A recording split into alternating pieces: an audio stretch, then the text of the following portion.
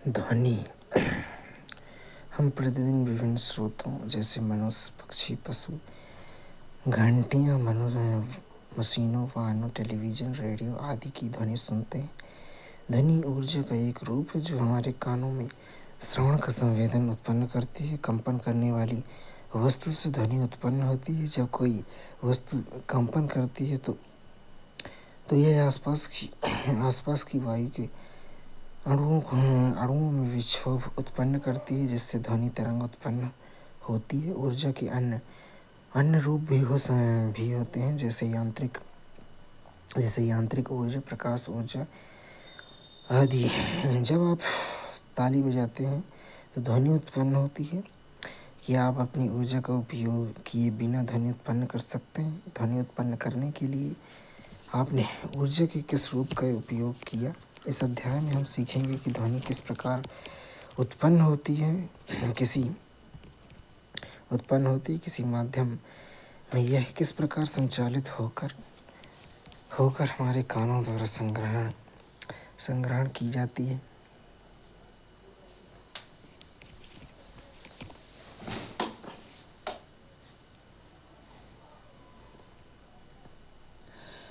ध्वनि कंपित वस्तु द्वारा उत्पन्न होती है। ध्वनि सरित्र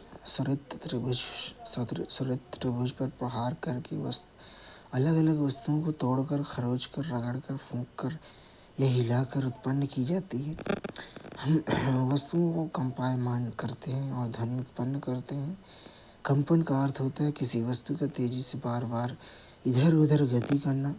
मनुष्य में वाक ध्वनि उसके वाक तंतुओं के कंपित होने के कारण उत्पन्न होती है। वस्तुओं के कंपन से ध्वनि उत्पन्न होती है। जब कोई वस्तु कंपन करती है तो यह आसपास के माध्यम में, आमतौर पर वायु में विक्षोभ उत्पन्न करती है, जो तरंगों के रूप में फैलती है और अंततः हमारे कानों तक पहुंचती है। मनुष्य द्वारा उत्पन्न ध्वनि है। मनुष्यों में ध्वनि वाद्ययंत्र या कंठ लैरिक्स द्वारा उत्पन्न होती है। मनुष्य में वाद्ययंत्र श्वास नली के ऊपरी सिरे पर स्थित होता है। वाद्ययंत्र में दो स्वर रज्जु इस तरह से फैले होते हैं कि वायु के गुजरने के लिए उनके बीच एक सक्रिय दरार बनी रहती है। जब फेफड़े वायु को छिद्र के बाहर निकालते हैं तो स्वर रज्जु कंपन करते हैं, जिससे ध्वनि उत्पन्न होती है। जब स्वर रज्जु तीक्ष्ण और पतली होती है तो मनुष्य की ध्वनि का प्रकार या गुणवत्ता उस ध्वनि से अलग होती है, जो लचीली एवं भारी होती है। ध्वनि का संचरण ध्वनि कंपन करने वाली वस्तुओं द्वारा उत्पन्न होती है। द्रव्य या पदार्थ जिसके द्वारा ध्वनि संचालित होती है उसे माध्यम कहा जाता है। यह ठोस, तरल या गैस हो सकता है। ध्वनि कंपन उत्पन्न करने के बिंदु स्रोत तक माध्यम से गुजर जाता है। जब कोई वस्तु कंपन करती है तो वह अपने आसपास के माध्यम के कणों को कंपायमान करने लगती है। कण कंपन करने वाली वस्तु के कान तक पूर्णतः संचालित नहीं होते हैं। कंपन करने वाली वस्तु के संपर्क में आने वाला माध्यम का एक कण सबसे पहले अपनी संतुलन स्थिति से विस्थापित होता है। फिर यह वापस पास के कण पर बल आरोपित करता है। परिणाम स्वरूप पास का कण अपनी विरामावस्था से विस्थापित हो जाता है। आसन्न कण को विस्थापित करने के बाद पहला कण अपनी मूल स्थिति में पुनः आ जाता है। यह प्रक्रिया वास्तव में तब तक जारी रहती है जब तक ध्वनि हमारे कान तक नहीं पहुंच जाती। विचारणीय बिंदु है कि ध्वनि को गति करने के लिए एक माध्यम की आवश्यकता होती है, लेकिन हाल में नासा ने ब्लैक होल की आवाज़ को रिकॉर्ड करने में सफलता प्राप्त की। यह कैसे संभव है? क्योंकि अंतरिक्ष में ध्वनि के संचालन या गति के लिए कोई माध्यम नहीं है। तरंग एक विक्षोभ है जो किसी माध्यम से होकर गति करती है और माध्यम के कण निकटवर्ती कणों की गति उत्पन्न कर देते हैं। ये कण इसी प्रकार की गति अन्य कणों से उत्पन्न करते हैं।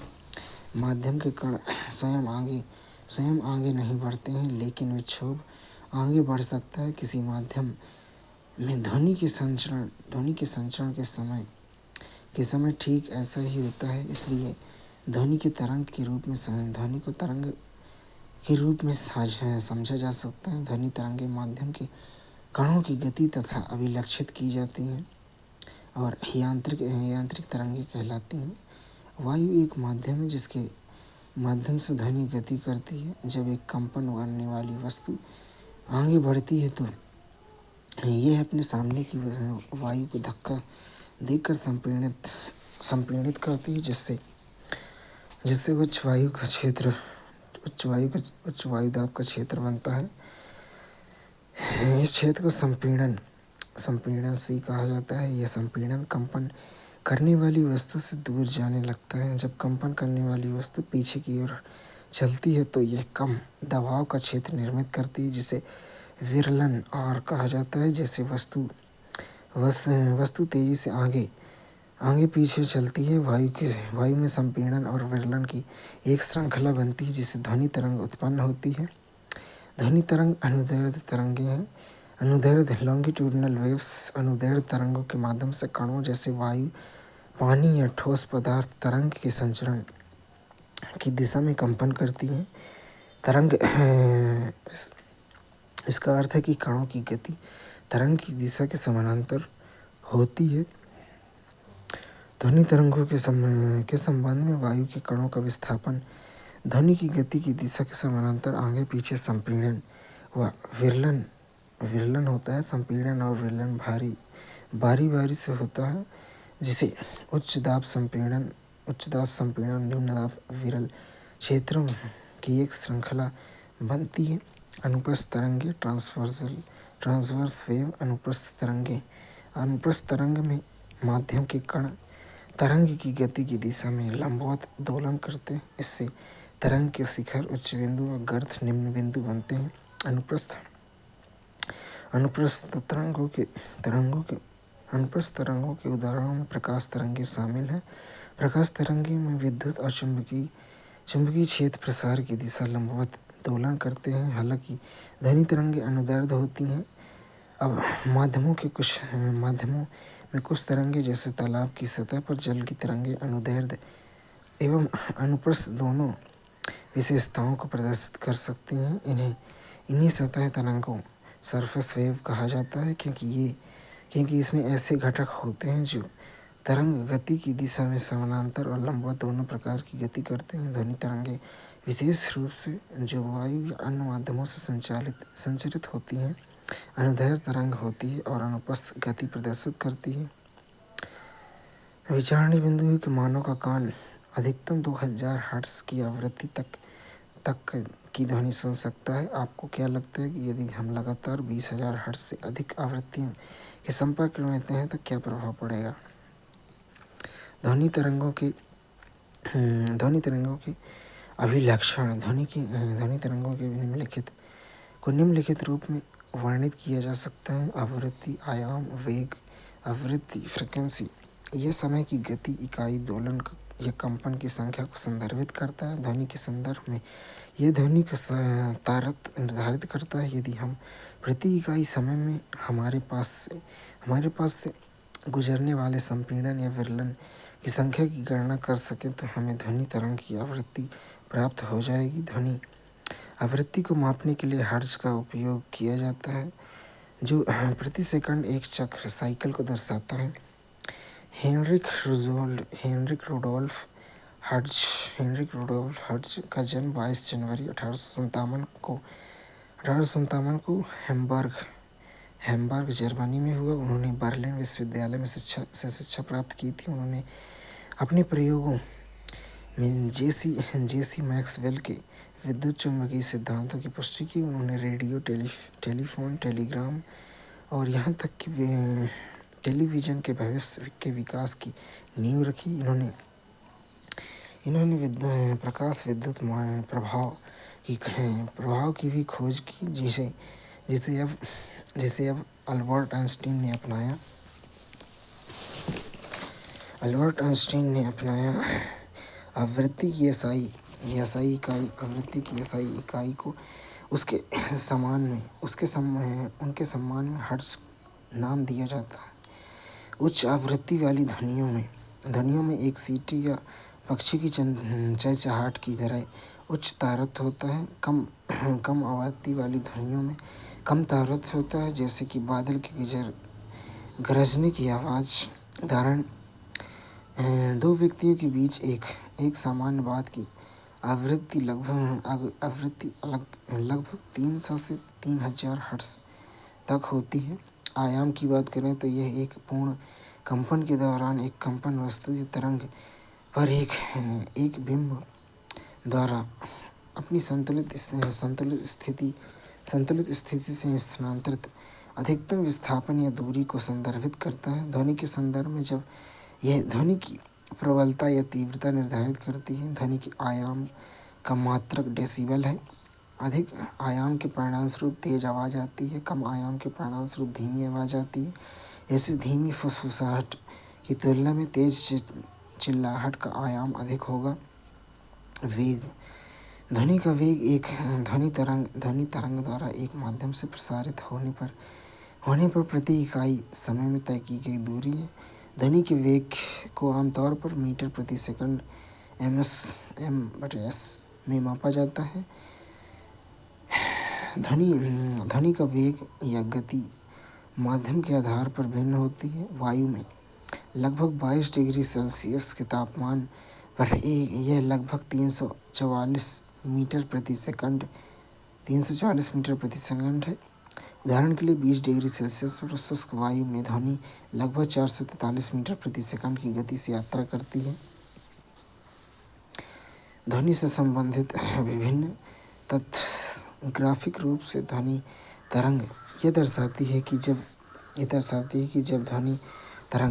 ध्वनि तरंग माध्यम में गति करती है तो घनत्व और दाब से किस प्रकार परिवर्तन होता है। ध्वनि तरंग के माध्यम से प्रसारित होने पर क्रमशः घनत्व और दाब में परिवर्तन होता है। संपीड़न वे क्षेत्र हैं जहाँ कण एक साथ एकत्रित होते हैं और वक्र के ऊपरी भाग शिखर द्वारा दर्शाए जाते हैं। इस प्रकार संपीड़न वे क्षेत्र हैं जहाँ घनत्व के साथ साथ दाब भी अधिक होता है। विरलन, जब कम दाब के क्षेत्र हैं। विरलन कम दाब के क्षेत्र हैं जहाँ कण अलग अलग फैले जाते हैं और गर्त द्वारा दर्शाए जाते हैं, जो चित्र 5.3c में वक्र निचला भाग है। तरंगदैर्घ्य 2 लगातार संपीड़न c या 2 लगातार विरलन f विरलन r के बीच की दूरी को तरंगदैर्घ्य कहा जाता है। तरंगदैर्घ्य को सामान्यतः ग्रीक अक्षर लैम्डा आमतौर पर ग्रीक अक्षर लैम्डा द्वारा दर्शाया जाता है। SI मात्रक मीटर होता है। तरंगदैर्घ्य का आवृत्ति प्रति इकाई समय में पार की जाने वाली संपीड़न या विरलन की संख्या ध्वनि तरंग की आवृत्ति को दर्शाता है। इसे आमतौर पर v ग्रीक अक्षर न्यू द्वारा दर्शाया जाता है। इसका इकाई हर्ट्ज प्रतीक हर्ट्ज Hz है। आवर्तकाल टाइम पीरियड 2 लगातार संपीड़न या विरलन द्वारा एक निश्चित बिंदु को पार करने के लिए लिया गया समय तरंग का आवर्तकाल कहलाता है। इसे प्रतीक T द्वारा दर्शाया जाता है। इसका SI मात्रक s सेकंड है। आवृत्ति और आवर्तकाल के मध्य संबंध है। आवर्तकाल बराबर 1/आवृत्ति। तारतम्य पिच, हमारा मस्तिष्क उत्सर्जित ध्वनि की आवृत्ति की व्याख्या कैसे करता है, इसे उसका तारतम्य पिच कहते हैं। स्रोत का कंपन जितना तीव्र होगा, आवृत्ति उतनी ही अधिक होगी और तारतम्य उतना ही अधिक होगा। एक उच्च तारतम्य वाली ध्वनि प्रति इकाई समय में एक निश्चित बिंदु से गुजरने वाले संपीड़न और विरलन की अधिक संख्या से मेल खाती है। विभिन्न आकारों और स्थितियों की वस्तुएं अलग अलग आवृत्तियों पर कंपन करती हैं, जिससे अलग अलग तारतम्य की ध्वनि उत्पन्न होती है। आयाम एम्पलीट्यूड, माध्यम माध्यम में माध्य मान के दोनों ओर अधिकतम विक्षोभ के परिमाण को तरंग का आयाम कहा जाता है। इसे आमतौर पर ए अक्षर द्वारा दर्शाया जाता है। ध्वनि के लिए इसका मात्रक घनत्व या दाब का मात्रक होता है। ध्वनि की प्रबलता या मृदुलता मूल रूप से उनके आयाम से निर्धारित होती है। ध्वनि तरंग का आयाम उस बल पर निर्भर करता है जिसमें किसी वस्तु को कंपन कराया जाता है। ध्वनि तरंग अपने स्रोत से फैलती है और जैसे जैसे यह स्रोत से दूर जाती है, इसका आयाम और प्रबलता दोनों कम होते जाते हैं। ध्वनि तरंग अधिक दूरी तक यात्रा कर सकती है क्योंकि उच्च ऊर्जा से संबंधित होती है। अन्य बिंदु क्या है इसमें? ध्वनि की गुणता टिम्बर वह विशेषता है जो हमें एक ध्वनि को दूसरी ध्वनि से अलग करने में सक्षम बनाती है, जिसे समान तारत और प्रबलता होती है। जो ध्वनि अधिक सुखद होती है उसे समृद्ध गुणता वाली कहा जाता है। एक एकल आवृत्ति की ध्वनि को टोन कहा जाता है। कई आवृत्तियों के माध्यम के मिश्रण से उत्पन्न ध्वनि को स्वर नोड कहा जाता है। यह सुनने से सुखद प्रतीत होता है। शोर नॉइस कानों को अप्रिय लगता है, जबकि संगीत सुनने से सुखद अनुभव होता है और प्रबल गुणता वाला होता है। तरंग के किसी बिंदु जैसे एक संपीड़न या एक विरलन द्वारा एकांक समय में तय की गई दूरी तरंग वेग कहलाती है। हम जानते हैं वेग बराबर दूरी बटे समय, लैम्डा बटे टी बराबर लैम्डा गुणे 1/t। यहाँ लैम्डा ध्वनि की तरंग दैर्घ्य है। यह तरंग द्वारा एक आवर्तकाल टी की चली गई दूरी अंततः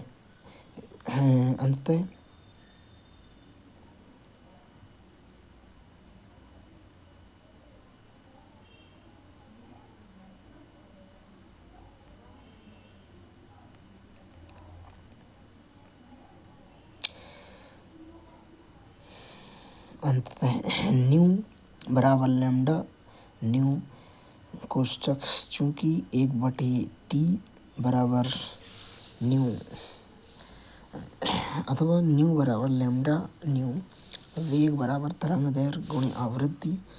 किसी माध्यम के लिए समान भौतिक परिस्थितियों में ध्वनि का वेग सभी आवृत्तियों के लिए लगभग स्थिर रहता है। ध्वनि ऊर्जा की वह मात्रा जो प्रति सेकंड इकाई छेद से होकर गुजरती है उसे ध्वनि की तीव्रता कहते हैं। हम कभी कभी प्रबलता और तीव्रता जैसे शब्दों का एक दूसरे के स्थान पर प्रयोग करते हैं, लेकिन वे समान नहीं हैं। प्रबलता ध्वनि के प्रति कान की प्रतिक्रिया की एक माप है। प्रबलता विभिन्न माध्यमों में ध्वनि की चाल ध्वनि एक माध्यम में एक निश्चित चाल से संचालित होती है। आकाशीय बिजली की चमक दिखाई देने से थोड़ी देर बाद गड़गड़ाहट की आवाज़ सुनाई देती है। इसलिए ध्वनि एक ऐसी चाल से यात्रा करती है जो प्रकाश की चाल से बहुत कम है। ध्वनि की चाल उस माध्यम के गुणों पर निर्भर करती है जिससे होकर वह यात्रा करती है। किसी माध्यम में ध्वनि की चाल उस माध्यम के तापमान पर निर्भर करती है। जब वह ठोस से गैसीय अवस्था में जाते हैं तो ध्वनि की चाल कम हो जाती है। किसी भी माध्यम में जैसे जैसे हम तापमान बढ़ाते हैं ध्वनि की चाल बढ़ती जाती है। वायु में ध्वनि की चाल 0 डिग्री सेल्सियस पर 331 मीटर प्रति सेकंड और 22 डिग्री सेल्सियस पर 344 मीटर प्रति सेकंड है। सोनिक बूम जब किसी वस्तु की गति ध्वनि की गति से अधिक होती है तो उसे सुपरसोनिक गति कहते हैं। बुलेट जेट विमान अक्सर सुपरसोनिक गति से यात्रा करते हैं। जब ध्वनि उत्पन्न करने वाला स्रोत ध्वनि की गति से अधिक गति से चलता है तो यह वायु से प्रघाती तरंगे उत्पन्न करता है और ये प्रघाती तरंगे बहुत अधिक मात्रा में ऊर्जा ले जाती हैं। इस प्रकार की प्रघाती तरंग से जुड़े वायुदाब में परिवर्तन से अत्यधिक प्रबल और तीव्र ध्वनि उत्पन्न होती है, जिसे सोनिक बूम कहा जाता है। सुपरसोनिक विमान द्वारा उत्पन्न प्रघाती तरंगों में इतनी ऊर्जा होती है कि वह कांच को क्षतिग्रस्त कर सकती है और इमारतों को भी नुकसान पहुंचा सकती है। विभिन्न माध्यमों में 25 डिग्री सेल्सियस पर ध्वनि की चाल ठोसों में एल्युमिनियम में ध्वनि की चाल 6420 मीटर प्रति सेकंड, निकेल में 6040 मीटर प्रति सेकंड, स्टील में 5960 मीटर प्रति सेकंड, लोहा में 5950 मीटर प्रति सेकंड, पीतल में 4700 मीटर प्रति सेकंड, कांच में फ्लिंट कांच 3980 मीटर प्रति सेकंड, द्रव अवस्था 25 डिग्री सेल्सियस और ध्वनि की चाल समुद्री जल में 1531 मीटर प्रति सेकंड और आसुत जल में 1498 मीटर प्रति सेकंड, एल्कोहल में 25 डिग्री सेल्सियस पर ध्वनि की चाल 1207 मीटर प्रति सेकंड, मेथनॉल में 1103 मीटर प्रति सेकंड, गैस अवस्था में ध्वनि की चाल 25 डिग्री सेल्सियस पर, हाइड्रोजन में 1284 मीटर प्रति सेकंड, हीलियम में 965 मीटर प्रति सेकंड, वायु में 346 मीटर प्रति सेकंड, ऑक्सीजन में 316 मीटर प्रति सेकंड, सल्फर डाइऑक्साइड में 213 मीटर प्रति सेकंड। क्या आप जानते हैं हैदराबाद के पास गोलकोंडा का किला भारत में सबसे शानदार किलों में से एक है। यह कई प्रकार के वास्तुकला संबंधी विशेषताओं के लिए प्रसिद्ध है। इसमें से एक विशेषता इसकी जल आपूर्ति प्रणाली है। किले में प्रवेश द्वार के पास एक गुंबद है जो इससे भी ज़्यादा सुंदर है। गुंबद के नीचे एक खास बिंदु पर हाथ से ताली बजाने पर उसकी गूंज किले के सबसे ऊंचे स्थान पर सुनाई देती है, जो लगभग 1 किलोमीटर दूर है। इसे चेतावनी प्रणाली के रूप में तैयार किया गया था। अगर किसी गुप्तचर को किले के बाहर कोई संदिग्ध गतिविधि दिखाई देती है तो वह गुंबद के नीचे एक खास बिंदु पर ताली बजाता और किले के अंदर मौजूद सेना को दुश्मन के आने के खतरे के बारे में सचेत कर देता था। ध्वनि का परावर्तन। ध्वनि किसी ठोस या तरंग पदार्थ से उसी तरह टकराती है जैसे रबर की गेंद दीवार से टकराती है। ध्वनि की तरंग प्रकाश की तरंग ध्वनि की भांति ठोस या तरल पदार्थ की सतह पर परावर्तित होती है और परावर्तन रिफ्रैक्शन के नियमों का पालन करती है। ध्वनि जिस दिशा में आपतित और परावर्तित होती है वह आपतन बिंदु पर परावर्तक सतह के अभिलंब के साथ समान कोण बनाता है तथा तीनों एक ही तल पर स्थित होते हैं। ध्वनि तरंगों के परावर्तन के लिए बड़े आकार के अवरोध की आवश्यकता होती है, जो पॉलिश की हुई या खुरदुरी हो सकती है। प्रतिध्वनि एक ऐसी घटना है जो तब उत्पन्न होती है जब ध्वनि तरंगें किसी सतह से टकराती हैं और एक निश्चित दूरी तय करने के बाद श्रोता के पास पुनः लौट आती हैं। यह अनिवार्य रूप से ध्वनि का परावर्तन है। एक अलग प्रतिध्वनि सुनने के बाद आवश्यक न्यूनतम दूरी लगभग 17.2 मीटर है। ऐसा इसलिए है क्योंकि ध्वनि वायु की लगभग 343 मीटर प्रति सेकंड की गति से यात्रा करती है तथा ध्वनि तरंग को सतह तक पहुंचने और वापस आने में कुछ समय लगता है। एक अलग प्रतिध्वनि सुनने के लिए मूल ध्वनि और परावर्तित ध्वनि के बीच का समय अंतराल कम से कम 0.1 सेकंड होना चाहिए। लगातार या कई परावर्तनों के बाद ध्वनिक एक से अधिक बार सुनी जा सकती है बादलों और भूमि जैसे कई परावर्तक सतहों से ध्वनि के लगातार परावर्तन के कारण गड़गड़ाहट की आवाज़ सुनाई देती है। Sonar sound navigation and ranging तकनीकी प्रतिध्वनि के सिद्धांत पर आधारित है। अनुरणन मूल ध्वनि के स्रोत द्वारा ध्वनि से उत्पन्न करना बंद कर दिए जाने के बाद भी बंद स्थान में ध्वनि का उत्पन्न होना है। ये किसी कमरे की दीवारों, फर्श और छत से ध्वनि तरंगों के कई बार परावर्तन के कारण होता है।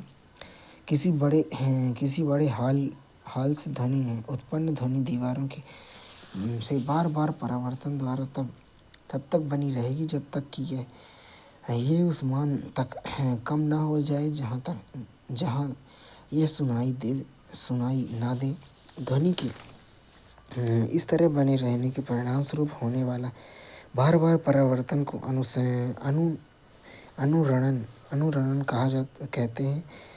अवांछित अनुरणन को कम करने के लिए ऑडिटोरियम या हॉल की छत और दीवार को आमतौर पर संपीड़ित फाइबर बोर्ड, खुरदरे प्लास्टर या ड्रिपरिंग जैसी ध्वनि अवशोषक सामग्री से ढका जाता है। सीट के पदार्थ भी उनके ध्वनि और अवशोषित करने वाली गुणों के आधार पर चुना जाता है। ध्वनि की प्रबलता ध्वनि उत्पन्न करने वाले कंपन के आयाम के वर्ग के समानुपाती होती है। उदाहरण के लिए यदि आयाम दुगना हो जाता है तो प्रबलता 4 के कारक बढ़ जाती है। प्रबलता को डेसिबल डीबी नामक इकाई में व्यक्त किया जाता है। निम्नलिखित तालिका विभिन्न स्रोतों से आने वाली ध्वनि की प्रबलता को प्रस्तुत करती है। सामान्य श्वास 10 dB की होती है और धीमी फुसफुसाहट 5 मीटर पर 30 डेसिबल की, सामान्य बातचीत 60 डेसिबल का, व्यस्त ट्रैफिक 70 डेसिबल की आवाज़, औसत फैक्ट्री की आवाज़ 80 डेसिबल का होता है। 80 डेसिबल तक के ऊपर के शोर शरीर में दर्दनाक हो जाता है। ध्वनि के बहुल परावर्तन के उपयोग मेगाफोन या लाउड स्पीकर, हॉर्न, संगीत वाद्ययंत्र जैसे तुरही और शहनाई जैसे वाद्ययंत्रों की ध्वनि को सभी दिशाओं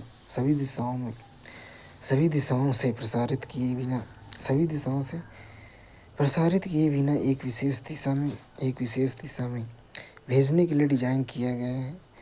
स्टेथोस्कोप एक चिकित्सा उपकरण है जिसका उपयोग शरीर के अंदर ज़्यादातर हृदय या फेफड़ों से उत्पन्न होने वाली ध्वनियों को सुनने के लिए किया जाता है। रोगी के दिल की धड़कन वाक ध्वनि के कई परावर्तनों के द्वारा चिकित्सक के कानों तक पहुंचती है। Concert hall, conference hall, cinema hall की छतें ज़्यादातर घुमावदार होती हैं ताकि परावर्तन के बाद ध्वनि हॉल के सभी कोनों तक पहुंच सके। श्रव्य ध्वनियाँ 20 कंपन प्रति सेकंड, 20 हर्ट्ज से कम आवृत्तियों की ध्वनि मानव कान द्वारा नहीं सुनी जा सकती है। ऐसी ध्वनियों को अवश्रव्य ध्वनि इनऑडिबल साउंड्स कहा जाता है। इसी प्रकार 20,000 हर्ट्ज कंपन प्रति सेकंड, 20 किलोहर्ट्ज से अधिक आवृत्ति की ध्वनि की मानव कानों में श्रव्य नहीं होती। इस प्रकार मानव कान के लिए श्रव्य आवृत्तियों की सीमा लगभग 20,000 हर्ट्ज तक होती है। 5 वर्ष से कम आयु के बच्चे और कुछ पशु जैसे कुत्ते 25 किलोहर्ट्ज 1 किलोहर्ट्ज बराबर 1000 हर्ट्ज तक की ध्वनि सुन सकते हैं। जैसे जैसे लोग बड़े होते जाते हैं उनके कान उच्च ध्वनि आवृत्ति के प्रति कम संवेदनशील होते जाते हैं। गैंडे 5 हर्ट्ज जितनी कम आवृत्ति की अवश्रव्य ध्वनि का उपयोग करके संचार करते हैं। व्हेल और हाथी अवश्रव्य ध्वनि उत्पन्न करते हैं। 20 किलोहर्ट्ज से अधिक की आवृत्तियों को परश्रव्य ध्वनि या परध्वनि कहा जाता है। परध्वनि को डॉल्फिन, चमगादड़ और पारपाइज जैसे पशुओं द्वारा उत्पन्न किया जाता है। परध्वनि और उसके अनुप्रयोग। परध्वनि अल्ट्रासाउंड उच्च आवृत्ति वाली तरंगे ये अवरोधों की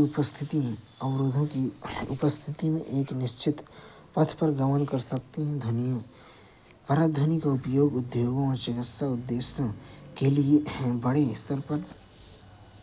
स्तर पर किया जाता है। इसका उपयोग उन जगहों को साफ करने के लिए किया जाता है जहाँ पहुँचना मुश्किल होता है। उदाहरण के लिए सर्पिल, ट्यूब, विषय आकार के हिस्से, इलेक्ट्रॉनिक घटक आदि। साफ की जाने वाली वस्तुओं को कम सफाई घोल में रखा जाता है और परध्वनि तरंगों को घोल में भेजा जाता है। उच्च आवृत्ति के कारण धूल, तेल और गंदगी के कण अलग हो जाते हैं और बाहर गिर जाते हैं। क्या आप पता लगा सकते हैं कि डॉल्फिन, व्हेल और चमगादड़ किस प्रकार की दिशा निर्देशित करते हैं?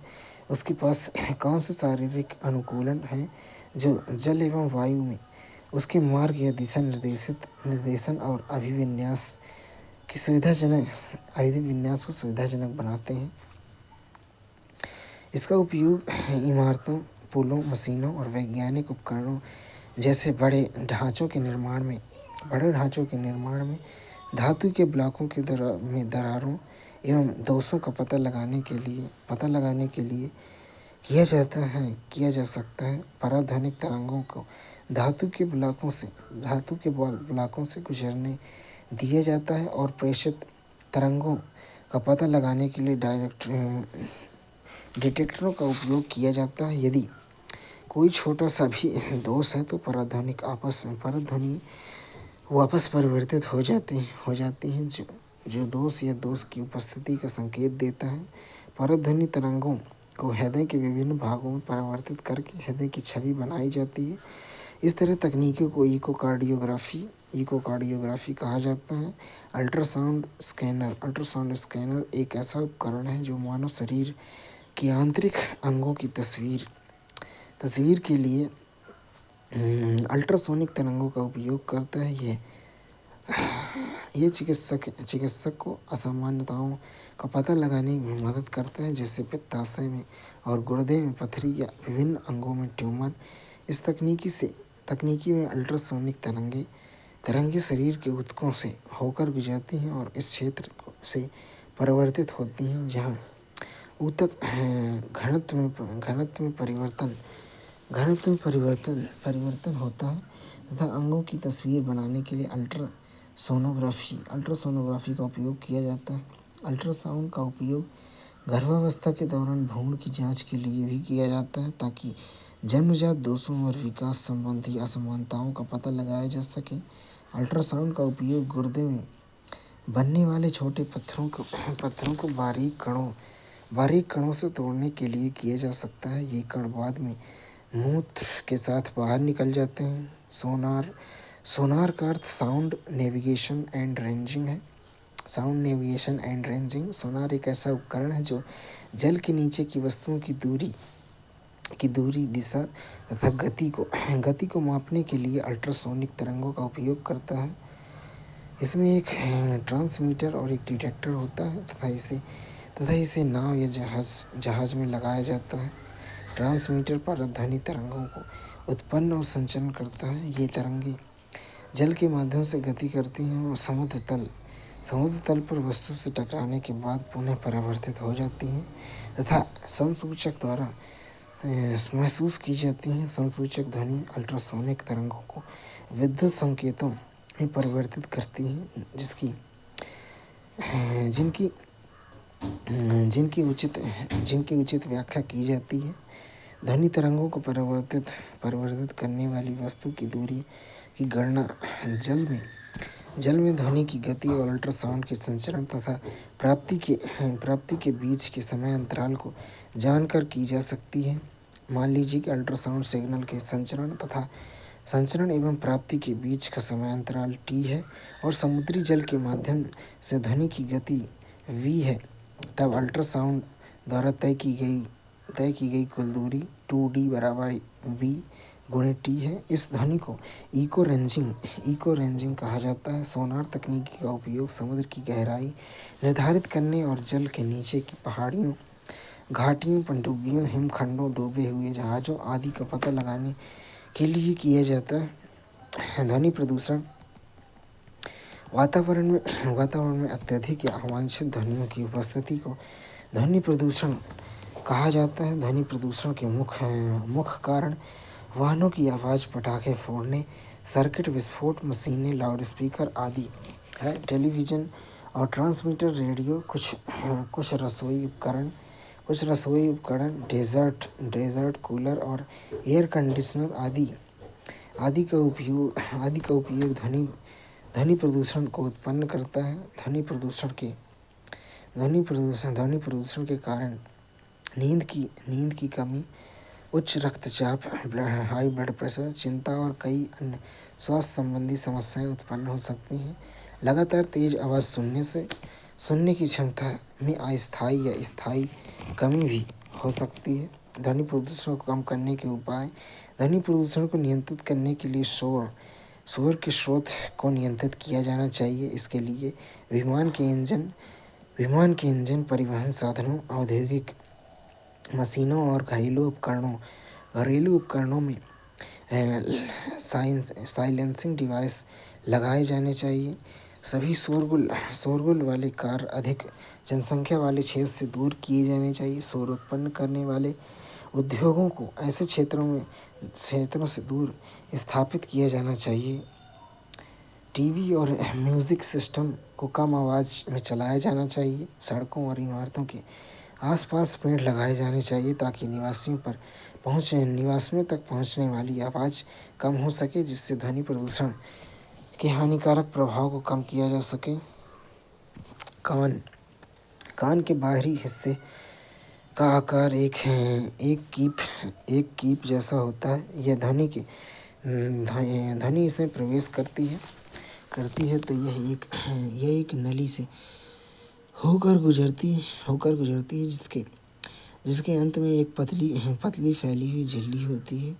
इसे कर्णपटल ईयरड्रम कहते हैं। कर्णपटल ईयरड्रम एक फैली हुई रबर शीट की तरह होती है। ध्वनि कंपन कर्णपटह को कंपित करते हैं। कर्णपटह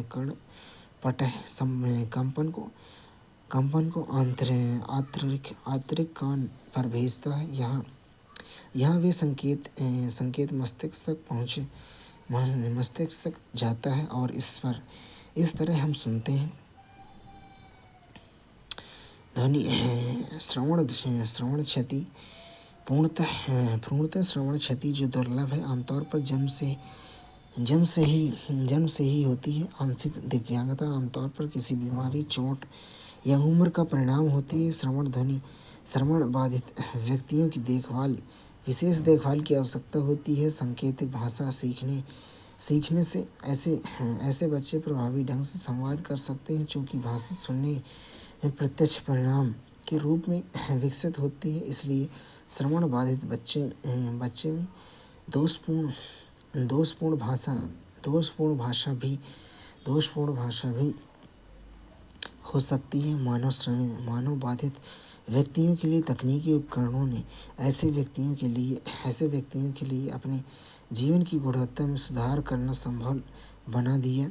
समाज श्रवण बाधित व्यक्तियों के लिए रहने के माहौल को बेहतर बनाने और उन्हें सामान्य जीवन जीने की मदद करने के लिए बहुत कुछ कर सकता है। कान की मशीन या हियरिंग एड सुनने की क्षमता में कमी वाले लोगों के हियरिंग एड या कान की मशीन की आवश्यकता हो सकती है। हियरिंग एड एक इलेक्ट्रिक बैटरी से चलने वाला उपकरण है। हियरिंग एड माइक्रोफोन के माध्यम से ध्वनि प्राप्त करता है। माइक्रोफोन ध्वनि तरंगों को विद्युत तरंगों के संकेत में परिवर्तित करता है और इस विद्युत संकेत को एक एम्पलीफायर द्वारा प्रवर्तित किया जाता है। प्रदर्शित ध्वनि संकेत हियरिंग एड के स्पीकर को दिया जाता है। स्पीकर प्रवर्तित विद्युत संकेत को ध्वनि में परिवर्तित करता है और तथा स्पष्ट सुनने के लिए इसे कान तक भेजता है।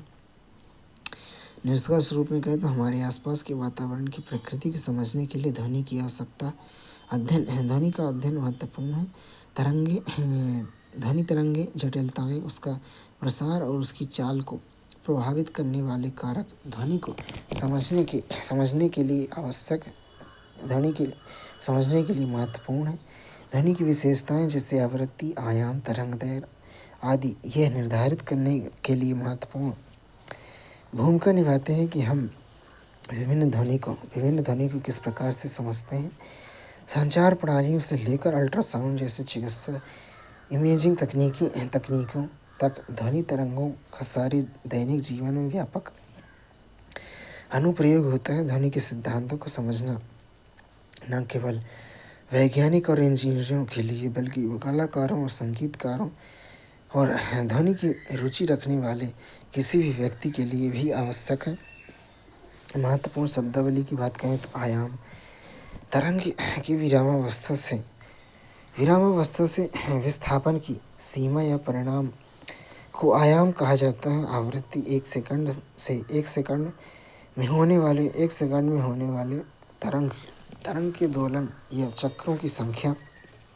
हर्ट्ज आवृत्ति का मात्रक जो प्रति सेकंड एक चक्र को प्रदर्शित करता है। स्वर यंत्र इसे वॉइस बॉक्स के रूप में भी जाना जाता है। ये गले का एक हिस्सा है जिसमें स्वर रज्जु होते हैं और बोलने के लिए महत्वपूर्ण है। प्रबलता ध्वनि की है अवधारणात्मक गुणवत्ता जो इसकी तीव्रता या आयाम से संबंधित है।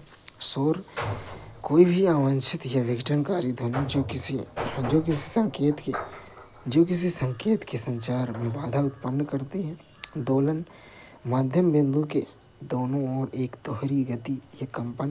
तारत ध्वनि की उच्च या निम्नता जो इसकी आवृत्ति द्वारा निर्धारित होती है। आवर्तकाल एक तरंग के एक पूर्ण चक्र की अवधि जिसे सेकंड में मापा जाता है। कंपन किसी केंद्रीय बिंदु के चारों ओर तीव्र दोलन या कंपन। पदार्थ अपने चारों ओर देखने पर हमें विभिन्न प्रकार की वस्तुएं नजर आती हैं जिनका आकार, आवृत्ति और बनावट